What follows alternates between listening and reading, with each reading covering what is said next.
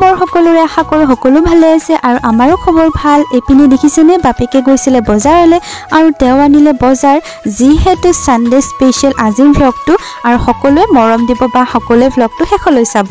আশা কৰোঁ আপোনালোকে ভাল পাব। এপিনে মায়ে ধুনীয়াকৈ গছৰ অমিতা কাটি আছে, আনপিনে অমিতা পিছে পকিয়ে গৈছে। আৰু এয়া দেখিছে মানুহজনে আনিছিলে বিস্কুট, বেটাৰ কাৰণে অৰিঅ', আমাৰ কাৰণে ৰাস্কিট। আনপিনে মই ফ্ৰিজৰ পৰা মাছো উলিয়াই থৈছোঁ আৰু আজি হ'ব খানা গাহৰি লাই। তো সেইকাৰণে মই গাহৰিখিনি প্ৰথমতে বইল হ'বলৈ দিলোঁ আৰু এইপিনে কটন কেণ্ডি খাই আছে, চাওকচোন ক'ত বহি লৈছে। মই ৰন্ধা বঢ়াত লাগি আছোঁ, সি মোক আনি দেখুৱাই আছিলে। আৰু যিহেতু অকণমান সোনকালে বনাব আহিছোঁ, গাহৰি মাংস বনাম, আনপিনে মাছো আছে আৰু ছানডে স্পেচিয়েলটো কিবা এটা হ'ব লাগে নহয়নে। আৰু এয়া মাছখিনি বৰফখিনি গলি গ'ল, ধুনীয়াকৈ কাঁহী এখনতে উলিয়াই লৈ নিমখ আৰু হালধিখিনি সানি ল'ম। আনপিনে পিছে গাহৰি মাংস বইল হৈয়ে আছে দেই। আৰু আনপিনে এটা চুলাত মই তেল বহাই দিছোঁ কেৰাহীত, কাৰণ মই মাছখিনি প্ৰথমতে ভাজি ল'ম। এয়া হালধি নিমখখিনি ধুনীয়াকৈ সানি লৈ মাছখিনি ফ্ৰাই কৰি ল'বলৈ লৈছোঁ। আৰু সকলোৰে ঘৰত এনেকুৱা হয়, যেতিয়া সকলোবোৰ ঘৰত থাকে, যেনেধৰণে আমাৰ আজি বেটাও আছে, বেটাৰ স্কুল নাই, মানুহজন আছে, মাও আছে, তো সকলোৱে মিলি কিবা এটা বনাই ভালদৰে খাবলৈ মন যায় নহয়নে, আৰু বনাই খুৱাবলৈ মন যায়। আনপিনে এয়া মাছৰ মূৰটো ভাজি ল'লোঁ আৰু গুড়া কৰি দিছোঁ। আৰু পিছে এজন কাষতে ৰখি আছে, যিয়ে মাছৰ মূৰ খাই ভাল পায়, সেইকাৰণে এফাল মাছৰ মূৰ লগতে এপিচ মাছ ধুনীয়াকৈ পিঁয়াজৰ সৈতে তেওঁক ভাজি দিম। আৰু বাকীখিনি মই মাছৰ খাৰ বনাবৰ কাৰণে ৰাখি দিম, যিহেতু মায়ে ধুনীয়াকৈ অমিতা কাটিয়ে দিছে। তো এয়া চাওক, এইখিনি মই ৰাখি দিছোঁ খাৰ বনাবলৈ আৰু এয়া মাছখিনি মোৰ ধুনীয়াকৈ ভাজি হৈ গৈছে। আনপিনে মই ধুনীয়াকৈ বিলাহীখিনিও কাটি লৈছোঁ, কেঁচা আৰু পকা, কাৰণ মই আজি বিলাহীৰ সৈতে মাছৰ জোলটো বনাম। ইপিনে আকৌ ভিতৰতে এয়াও বহি ধুনীয়াকৈ মাছৰ মূৰ খাই জুতি লৈ আছে দেই। আৰু মই লাগি আছোঁ ৰন্ধা বঢ়াত, মায়ে খাই আছে পকা অমিতা। আৰু মাছৰ জোল বনাবলৈ সৰিয়হ, পাঁচফোৰণ, লগতে শুকান জলকীয়া 2টা আৰু এখিলা তেজপাত দি ভাজি লৈ এটা পিঁয়াজ দি দিছিলোঁ, আৰু যিটো মই স্কিপ কৰি দিলোঁ, মানে ভিডিঅ'টো কৰিলোঁ নে নাই গমেই নাপালোঁ।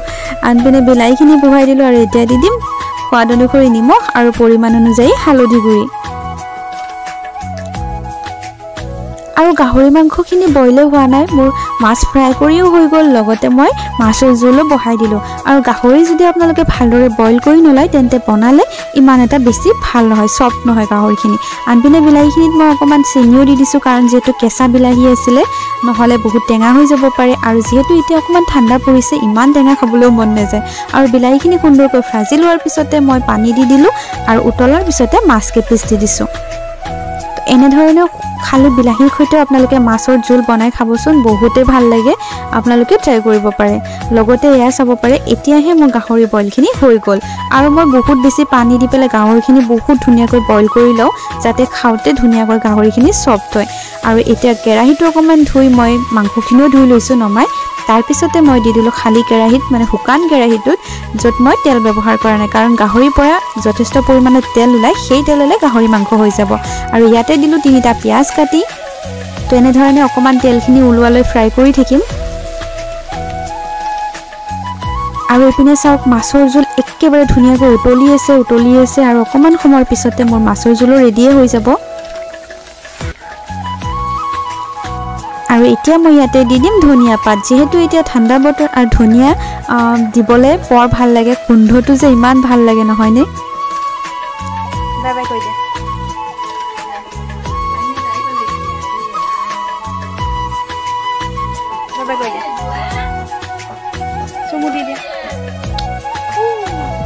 তো এইপিনে দেখিছেনে, আমাৰ কণমানিজনী আজি গ'ল খুৰাহঁতৰ ছোৱালী, মানে ভণ্টিৰ ছোৱালী আৰু আমাৰ ভাগিন বেটি।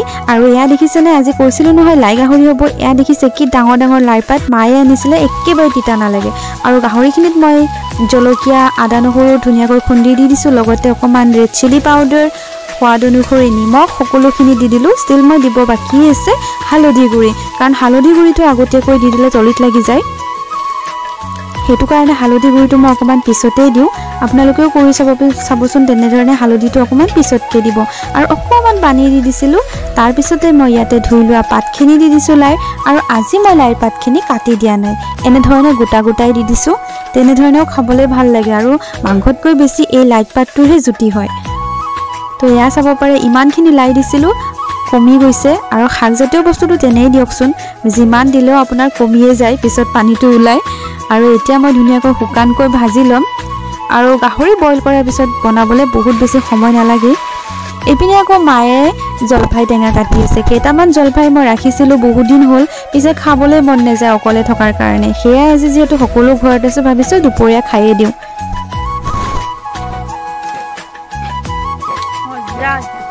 তো এনেধৰণে ৰন্ধা বঢ়াৰ মাজত ইটো সিটো খোৱা লোৱাও চলি থাকে আৰু এতিয়া ভাবিছোঁ অমিতা খাৰখিনি বনাম পকা আৰু কেঁচা অমিতা খাৰ বনালে বহুত বেছি ভাল লাগে আৰু আনপিনে মই ইয়াত কল খাৰ ব্যৱহাৰ কৰিম যিহেতু আমাৰ কল খাৰ বনাই থোৱা আছিলে তেলতে অকণমান সৰিয়হ আৰু পাঁচফোৰণ দি লৈছোঁ আৰু খুন্দি লোৱা নহৰু অকণমান দি দিলে আৰু কেঁচা জলকীয়া দিলে বাছ আমাৰ খাৰ ৰেডি হৈ যাব এয়া দি দিলোঁ মই সোৱাদ অনুসৰি নিমখ 3টা কেঁচা জলকীয়া অকণমান খুন্দি লোৱা নহৰু বাছ কল খাৰ এইখিনিয়ে সমাপ্ত আমাৰ কল খাৰ ৰেডি হৈ গ'ল মানে অমিতা খাৰ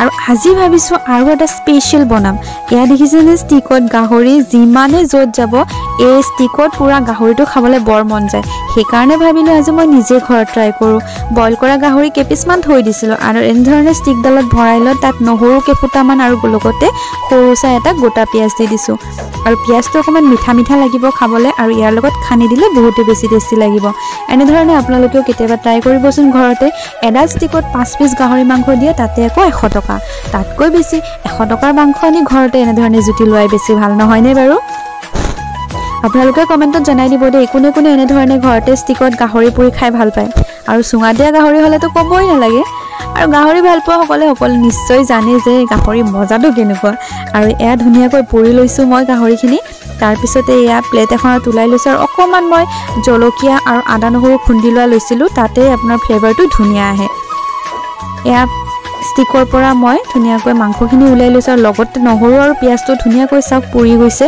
এতিয়া গোটেইখিনি মই ধুনীয়াকৈ পিটিকি ল'ম তাৰে আগতে পিছে গাহৰিখিনি অকণমান সৰু সৰু পিচেছ কৰি ল'ম বহুত বেছি গৰম আছিলে সেইটো কাৰণে স্পীডত কাটিবই নোৱাৰিলোঁ আৰু পিছে ঠাণ্ডা হ'লে ভালো নালাগে গৰমে গৰমে যিটোহে টেষ্ট সেই টেষ্টটো আপোনালোকে ঠাণ্ডা হ'লে নাপাব আৰু ইয়াতে মই অকণমান কাটি লোৱা পিঁয়াজ দি দিছোঁ আপোনালোকে পিঁয়াজটো অকণমান সৰু সৰুকৈ কাটি ল'ব পাৰে কিন্তু মোৰ এনেধৰণে ডাঙৰকৈ দিলেই ভাল লাগে আৰু লগতে কেইটামান কেঁচা জলকীয়া এনেধৰণে ভাঙি ভাঙি পিটিকি লৈছোঁ জ্বলাটো অকণমান হ'লে ভাল লাগে আৰু মই গাহৰিটো বৰ বেছি আমাৰ বিভানক নিদিওঁ খাবলৈ সি নাখায়ো বেছি কাৰণ ইমান বেছি ভাল নহয় তাৰ কাৰণে সেইটো কাৰণে মই নিদিওঁ অকণমান জলকীয়া গুড়ি আৰু লগতে সোৱাদ অনুসৰি অকণমান নিমখ বাছ আমাৰ একেবাৰে পৰ্ক ৰেডি হৈ গ'ল ইমান ধুনীয়া লাগিছে নহয়নে দেখিবলৈ আৰু পিছে বলক আজি দুপৰীয়া সাজ ৰেডি কৰি দিওঁ আৰু সম্পূৰ্ণ ভিডিঅ'টো আপোনালোকক দেখুৱালোঁ ৰন্ধা বঢ়াৰ কেনেকুৱা পাইছে আপোনালোকে কমেণ্টত জনাই দিব দেই আৰু লগতে এয়া চাওক ভাত বাঢ়ি ল'লোঁ লগতে